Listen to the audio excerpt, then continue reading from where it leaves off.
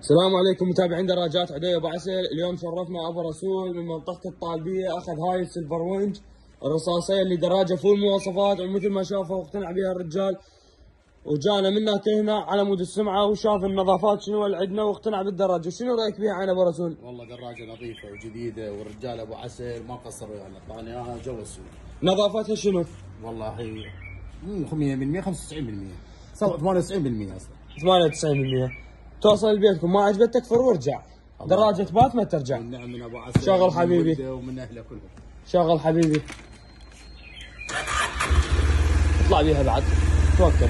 سلمنا على ابو عسل. يوصل ما قصرت يعني. يوصل. مع الف سلامه. الله يعافيك حبيبي،